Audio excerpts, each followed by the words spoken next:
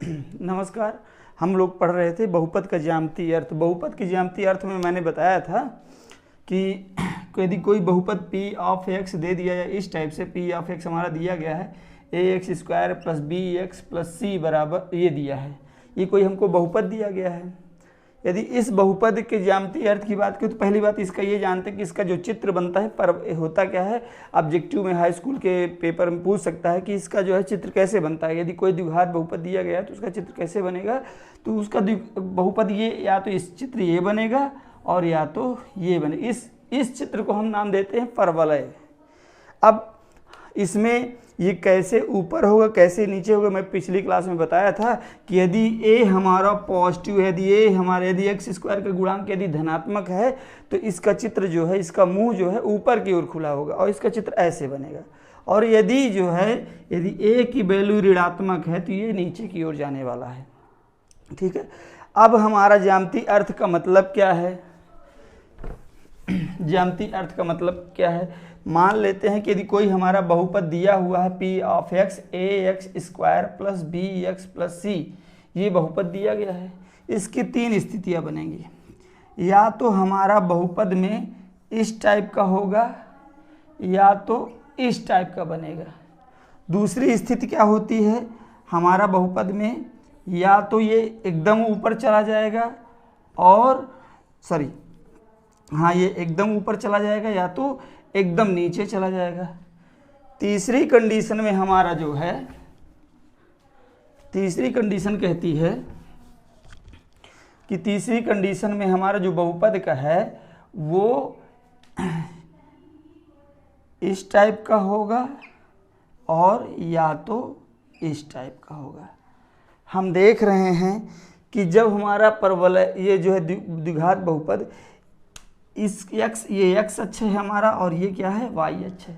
जब हमारा x अक्ष को a पॉइंट और a' पॉइंट पे कट करता है, या तो हमारा इस टाइप से होगा तो a और a' पे कट करेगा। इस कंडीशन में क्या है कि यहाँ पे किसी पॉइंट पे x अक्ष को नहीं कट कर रहा है और यहाँ पे भी किसी x अक्ष को नहीं कट कर रहा, लेकिन यहाँ पे क्या है एक पॉइंट पे कट कर रहा है और यहाँ पे भी a पॉइंट पे कट कर, यानी कि अर्थात a और a' एक दूसरे के ऊपर चिपक गए। संपाती शब्द जो है क्या होता है, यानी कि यदि कोई एक वस्तु दूसरे वस्तु को पूर्णतः ढक लेती है तो क्या कहते हैं, संपाती। तो यहाँ पे दूसरा a और a' दोनों एक ही जगह पे आ गए हैं। ये फिगर कहता है कि जब भी द्विघात बहुपद होंगे तो इसके दो शून्य को होंगे, अर्थात एक जगह यहाँ पे मिलेगा और एक यहाँ पे मिलेगा। यदि चित्र हमारा जो है इस टाइप से बनता है तो इसके दो शून्य होंगे, एक यहाँ होगा और एक यहाँ होगा। लेकिन यदि हमारा ये कंडीशन आती है तो इसका कोई शून्यक नहीं होगा। ये कंडीशन आती है तब भी इसका कोई शून्यक नहीं होगा। लेकिन यहाँ पे क्या है, दोनों जो दो शून्य के द्विघात समीकरण, द्विघात कहता है कि यदि x की घात 2 है तो इसके दो शून्य होंगे, अर्थात जो x1 और x2 हैं वो दोनों क्या हो जाएंगे, बराबर हो जाएंगे। वही कंडीशन यहाँ पे भी होगा और x1 और x2 दोनों क्या हो जाएंगे, बराबर हो जाएंगे। तो जो ज्यामितीय अर्थ होता है उसमें यह क्या है, या तो उसके दो शून्यक मिलेंगे या तो दोनों दो शून्यक तो मिलेंगे, दोनों क्या होंगे, बराबर हो जाएंगे, या तो दोनों का कोई भी शून्यक नहीं होगा, वो क्या हो जाएंगे, काल्पनिक हो जाता है। चलिए अगला क्या है, बहुपद के शून्यक और गुणांकों में संबंध।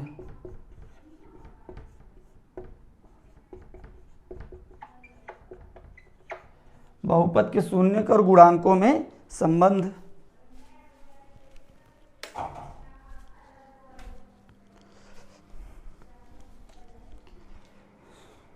बहुपद के शून्यक और गुणांकों में संबंध मान लेते हैं कि हमारा एक घाती बहुपद दिया जाए। एक घाती बहुपद क्या है, p ऑफ x है और क्या दिया है, ax + b। यदि ये एक घाती बहुपद है तो यहाँ पे x का गुणांक a कभी 0 नहीं होना चाहिए। जैसे ही a 0 हो जाएगा ये क्या बन जाएगा, अचर बहुपद बन जाएगा। इसलिए x का गुणांक क्या होना चाहिए, 0 नहीं होना चाहिए। साथ में एक घाती इसलिए है क्योंकि इसकी घात क्या, चर की घात क्या है, 1 है। तो जब चर की घात है तो क्या है, एक घाती बहुपद है। मान लेते हैं कि इसका गुणांक a है और अचर पद क्या है, b है। तो मान लेते हैं कि इसका शून्यक माना पी ऑफ एक्स जो बहुपद दिया है इसका पी ऑफ एक्स का शून्यक क्या है, शून्यक के है। जब इसका शून्यक के है तो शून्यक का मतलब क्या होता है कि यदि x बराबर के रख दें तो बहुपद का मान क्या हो जाए, 0 हो जाए। तो जैसे ही हम p ऑफ के रखेंगे तो ये पूरा क्या होने वाला है, 0 होने वाला है। अर्थात p ऑफ के की वैल्यू क्या होगी, p ऑफ के क्या होगा, a k प्लस b, और जो कि क्या होना चाहिए, 0 होना चाहिए। जब ये इसके 0 के बराबर है तो k बराबर क्या आएगा, माइनस b बटा a।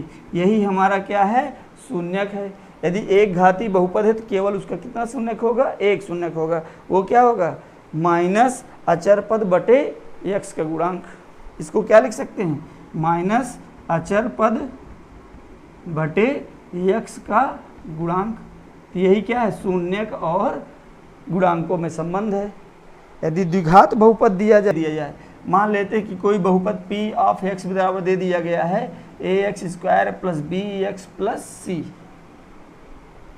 अब यदि इसके मान लेते हैं कि माना इसके 2 शून्य के, भाई x स्क्वायर है, इसके 2 शून्य कितने होंगे, 2 होंगे। तो x स्क्वायर यानी कि p ऑफ x मान लेते हैं, माना p ऑफ x का शून्यक एक अल्फा है और दूसरा क्या है, बीटा है। तो जब एक अल्फा है दूसरा बीटा, तो यदि द्विघात बहुपद बनाना चाहें तो जो हमारा p ऑफ क्या है, x बराबर ax square plus B X plus C, और यहाँ पे क्या हो जाएगा, x minus alpha plus x minus beta. यहाँ देख रहे हैं कि यदि गुणा करेंगे भी तो x स्क्वायर का गुणांक 1 बन जाएगा, लेकिन यहाँ पे x स्क्वायर का गुणांक क्या है, a है, इसलिए हमने एक अचर पद का गुणा कर दिया, क्या है, k कर दिया। तो अब ये किस टाइप से बन जाएगा, ax square plus B X plus C बराबर k, ये है, इसका गुणा करेंगे तो एक्स स्क्वायर, इसका इसके साथ गुणा करेंगे तो अल्फा एक्स, इसका इसके साथ गुणा करें तो बीटा एक्स, और इन दोनों का गुणा करें तो plus plus minus minus plus हो जाएगा, अल्फा बीटा। ये हो गया। अब हम यहाँ से ax square plus B X plus C इसका गुणा कर दें तो kx स्क्वायर ये है। इन दोनों से हम यदि अल्फा एक्स माइनस कॉमन कर ले तो alpha plus beta into x plus alpha beta, ये है। इसके साथ भी k का गुणा होगा और इसके साथ भी k का गुणा होगा। जब यही द्विघात बहुपद ये है और ये दोनों सेम हैं तो इनके गुणांक क्या होंगे, आपस में बराबर होंगे। तो जब आपस में बराबर हो तो एक्स स्क्वायर का गुणांक क्या है, a है, और यहाँ पे एक्स स्क्वायर का गुणांक k है, तो यहाँ पे a बराबर क्या होने वाला है, k। हम यहाँ लिख देते हैं, दोनों पक्षों के चर के गुणांकों की तुलना करने पर, चर के गुणांकों की तुलना करने पर, तो जब चर के गुणांकों की तुलना करेंगे तो एक्स स्क्वायर का गुणांक क्या है, यहाँ पे k है, और यहाँ पे क्या है, एक्स स्क्वायर का गुणांक a है, तो अर्थात a बराबर क्या हो गया, k। यहाँ पे x का गुणांक क्या है, minus alpha plus beta into के, लेकिन यहाँ पे x का गुणांक क्या है, b है, और यहाँ पे अचर पद क्या है, k इंटू अल्फा बीटा, और यहाँ पे अचर पद क्या है, c है। तो जब हम यहाँ देख रहे हैं तो अल्फा प्लस यदि बीटा लें तो माइनस b बाई के हो जाएगा। तो यहाँ से अल्फ़ा प्लस बीटा की जो वैल्यू है माइनस b बाई के का मान क्या है, ये तो यहाँ पे रख दे रहे हैं, ये हो गया आपका 1, और यहाँ पे यदि अल्फ़ा बीटा ले रहे हैं तो c बाई के, अर्थात अल्फ़ा बीटा की वैल्यू क्या हो जाएगी, c बाई a। तो यहाँ पे देख रहे हैं कि ये क्या हो रहा है, ये x माइनस x का गुणांक बटे एक्स स्क्वायर का गुणांक, और यहाँ पे क्या है, अचर पद बटे एक्स स्क्वायर का गुणांक। तो इसी तरह हम जो है ये द्विघात समीकरण का हो गया। इसी तरह हम यदि त्रिघात समीकरण का निकालें तब भी निकल आएगा। हम यदि त्रिघाती बहुपद है तो p ऑफ x किस टाइप का होगा, ax cube plus B X square plus C X plus D. मैं एक बार नहीं कई बार बता चुका हूँ कि यदि कोई बहुपद दिया हुआ है तो उसकी घात को देख करके हम ये बता सकते हैं कि उसके कितने शून्यक हैं। तो यहाँ पे एक्स क्यूब दिया है, इसके कितने शून्यक होंगे, 3 शून्यक होंगे। अब तीनों शून्यक को हम मान लेते हैं कि एक्स माना p ऑफ x का शून्यक, एक अल्फ़ा है, ये ग्रीक लेटर हैं, एक अल्फ़ा है, दूसरा बीटा है, तीसरा गामा है। कैसे बनाएंगे? फिर वही कहानी रहेगी। पी ऑफ एक्स हमारा क्या है? A X cube plus B X square plus C X plus D. यदि इनको एक्स से घटा के गुणा कर दे तो बहुपद मिल जाएगा। तो x minus alpha into x minus beta into x minus gamma, यदि गुणा करेंगे तो एक्स क्यूब बनेगा। लेकिन यहाँ पे हम एक अचर पद का गुणा करते हैं। क्यों? क्योंकि यहाँ पे एक्स क्यूब का गुणांक तो कुछ ना कुछ है, तो यहाँ भी कुछ ना होना चाहिए, तो हमको के की वैल्यू निकाल लेंगे। तो यहाँ से क्या हो जाएगा? A X cube plus B X square plus C X plus D. तो यहाँ से यदि इसको हम जब गुणा करेंगे तो ये बनेगा x cube minus alpha plus beta plus gamma into x square. यहाँ क्या बनेगा? Alpha beta beta gamma gamma alpha into x plus alpha beta gamma, ये होगा माइनस में। तो यहाँ से हम k का गुणा कर दें तो k इंटू एक्स क्यूब, यहाँ से k into alpha plus beta plus gamma into x square, यहाँ से क्या हो जाएगा? k alpha beta plus beta gamma plus gamma alpha into x minus k into alpha beta gamma. फिर तुलना करें तो यहाँ से k बराबर कितना आएगा? a आएगा, माइनस k बराबर alpha plus beta plus gamma की वैल्यू आएगी b आएगी, और यहाँ से k into alpha plus beta plus gamma alpha beta plus beta gamma plus gamma alpha, इसकी वैल्यू इसकी वैल्यू आएगी c आएगी, और यहाँ से minus k alpha beta gamma की वैल्यू आएगी d। तो जब यहाँ से निकालेंगे, यदि हम k बराबर निकालते हैं तो alpha plus beta plus gamma निकालें तो ये माइनस बी बाई ए आएगा। यदि alpha beta beta gamma plus gamma alpha निकालें तो सी बाई के आएगा, और के की वैल्यू हम यहाँ रख देते हैं ए, और यहाँ से अल्फ़ा बीटा गामा की वैल्यू माइनस डी बाई ए, फिर वही हो जाएगी। तो देख रहे हैं कि ये क्या है? Alpha plus beta plus gamma क्या है? माइनस एक्स स्क्वायर का गुणांक बटे एक्स क्यूब का गुणांक।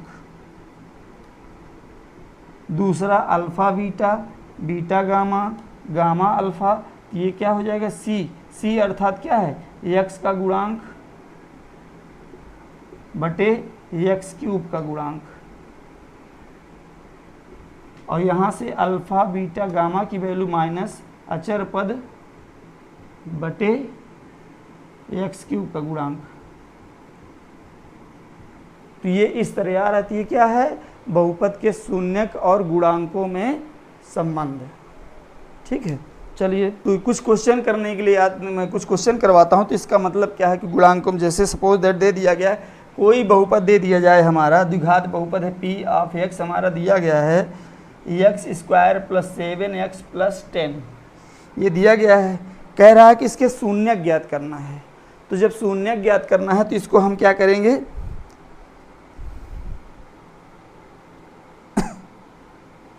जब इसके शून्यक ज्ञात करना तो इसके हम जो है दो तरीके। पहली बात हम ये मान लेते हैं कि यदि ये शून्यक कोई भी चीज़ होगा तो इसको हम जो है पहले शून्य के बराबर रख देते हैं। तो x square plus 7x plus 10 बराबर 0। तो हम पहले सबसे पहले क्या इसको 0 के बराबर रख दिए। अब पहले हम इसका गुणनखंड करेंगे। गुणनखंड करने के लिए क्या करते हैं? इस अचर पद का एक्स स्क्वायर के गुणांक के साथ गुणा करेंगे। तो यदि इसके साथ गुणा करेंगे तो क्या हो जाएगा? 10 ही बनेगा। 10 का ऐसा गुणनखंड करें कि यदि यहाँ पे चिन्ह धन है तो जोड़ने पर एक्स स्क्वायर के गुणांक लाएंगे, यदि यहाँ पे ऋण है तो घटाने पर एक्स स्क्वायर का गुणांक। तो यहाँ पे धन है तो हम क्या है 10 का गुणनखंड, 2 पंचे 10, धन है तो जोड़ने पर 7 लाना है, तो 5 दूनी 10 आ रहा है 10, लेकिन जोड़ 5 और 2 जोड़ दे तो क्या हो जाएगा 7। तो क्या हो जाएगा एक्स स्क्वायर प्लस 5 धन 2 गुणे एक्स धन 10 बराबर 0।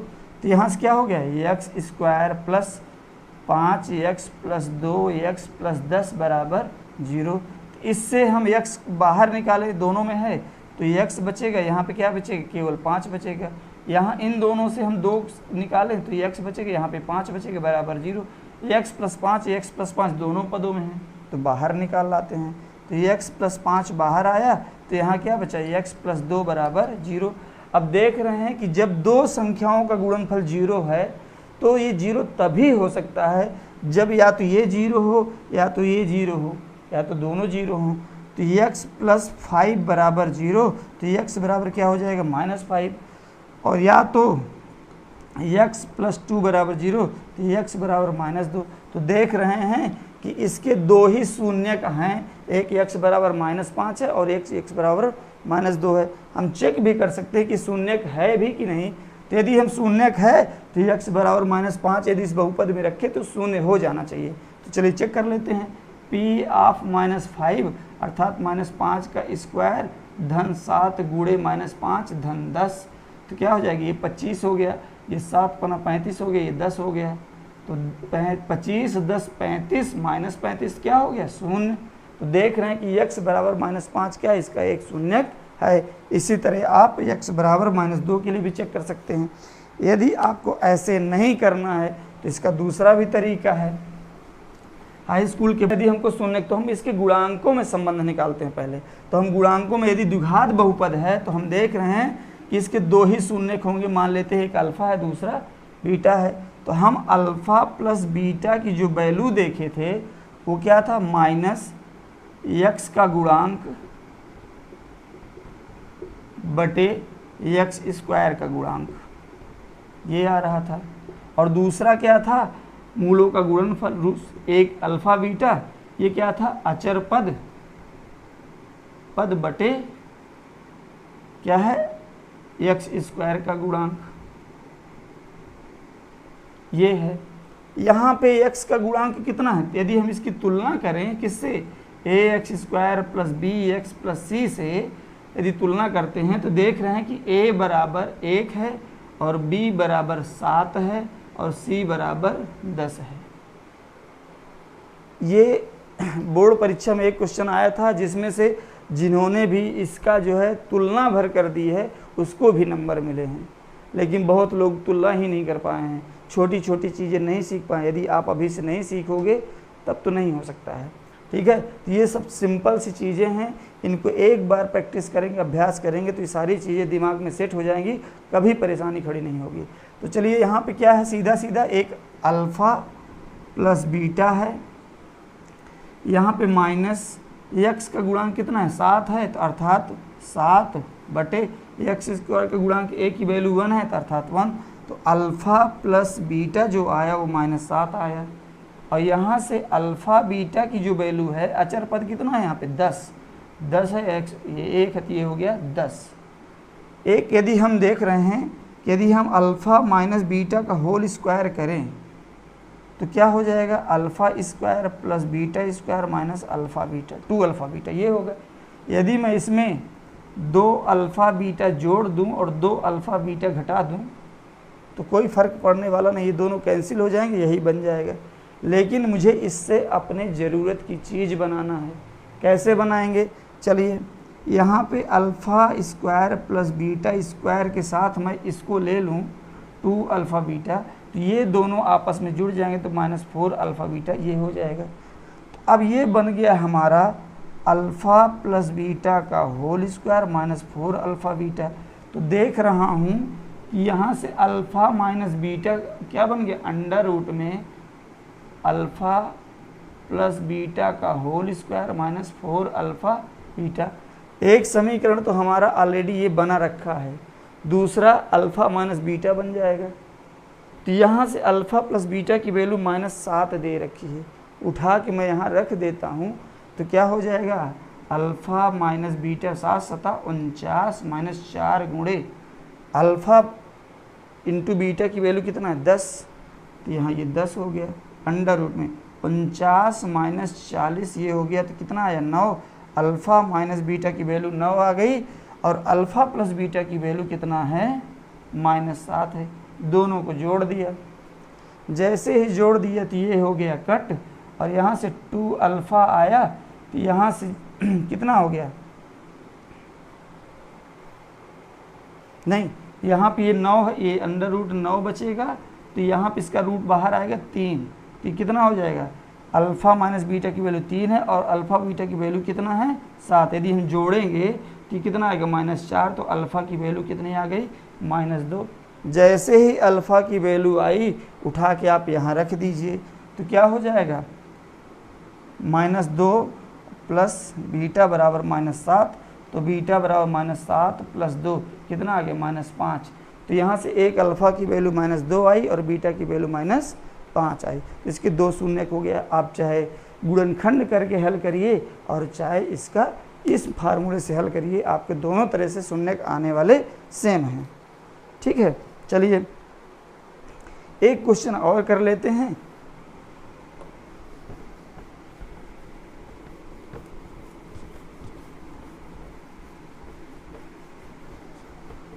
दूसरा क्वेश्चन क्या कह रहा है कि हमको एक बहुपद दिया गया है x² - 3 p ऑफ x, तो इसका हमको शून्य ज्ञात करना है। तो पहली बात यहाँ पे जो है दिया हुआ है x² - 3, तो इसके गुणनखंड कर लेते हैं। तो इसके शून्य जो भी होगा, मान लेते हैं कि इसका शून्य कुछ भी होगा, तो ये बहुपद किसके बराबर होना चाहिए, शून्य के बराबर होना चाहिए। तो यानी कि x² - 3 बराबर 0। तो यहाँ तो ये x², लेकिन इसको मैं √3 लिख सकता हूँ, ये हो गया। तो देख रहा हूँ कि यदि a² - b² दिया जाए तो a - b और a + b गुणनखंड बन जाते हैं। ये कक्षा 9 में बताया गया था। ये क्या हो गया, या एक ब्रैकेट में जोड़ देंगे और एक ब्रैकेट में घटा देंगे, फिर वही कहानी आ गई। यदि दो पदों का गुणनफल 0 है तो दोनों शून्य होंगे या तो एक शून्य होगा। तो यहाँ से x + √3 बराबर 0, अर्थात x बराबर -√3 और एक x - √3 बराबर 0, अर्थात x बराबर √3। तो कितना है, एक इस बहुपद का शून्य क्या है, √3 है और एक -√3 है। तो इस तरह से हम जो है बहुपद के शून्य आसानी से ज्ञात करते हैं। चलिए, थैंक यू, आज के लिए इतना ही।